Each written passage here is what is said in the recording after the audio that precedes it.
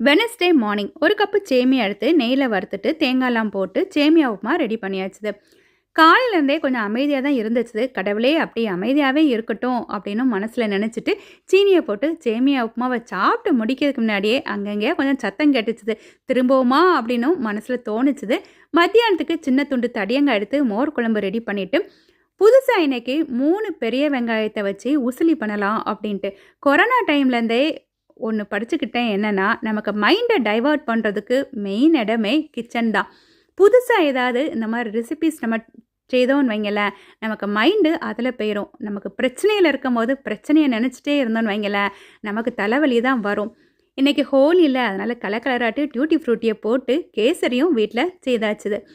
எப்போதுமே நம்ம எல்லாருமே நம்ம பயத்தில் இருக்கும் போது எல்லாருக்கும் மைண்டை நான் அந்த பயத்துலேருந்து நம்ம வெளியே வரணும் அப்படின்னா ஏதாவது நம்ம மைண்டை டைவர்ட் பண்ணணும். நம்ம டைவர்ட் பண்ணுறதுக்கு நம்ம ஏதாவது ஒரு வகையில் இந்த மாதிரி நம்ம செய்து நம்ம கொடுத்தோன்னு வைங்கிற சின்னதாக ஒரு ஸ்மைலே நமக்கு அந்த பிரச்சனையிலேருந்து வெளியே வந்த மாதிரி இருக்கும். இது என்னதுன்னா, ஒரு எமர்ஜென்சியில் ஏதாவது தூக்கிட்டு வெளியே போகலாம் அப்படின்ட்டு ஒரு 2 செட்டு ட்ரெஸ்ஸை அப்படியே ரெடி பண்ணி வச்சுருந்தேன். இது 2004 சுனாமி டைம்லேயே வந்த பழக்கம். 2011 இங்கே ஒரு பிரச்சனை வந்துச்சு. அப்போவும் சேம் இதே மாதிரி தான் வச்சுருந்தது. ஈவினிங் மேரிகோல்டு பிஸ்கெட் டீயோட ஈவினிங்கை முடிச்சுட்டு அப்படி நைட்டுக்கு கொஞ்சம் கிரேப்ஸ், பப்பாளி, கொய்யாக்காய் அப்படியே சாப்பிட்டுட்டு அங்கங்கே சத்தம் கேட்டுச்சு. கடவுளே எல்லாமே அமைதியாக இருக்கணும் அப்படின்னு நினச்சிட்டே இருந்தாச்சு.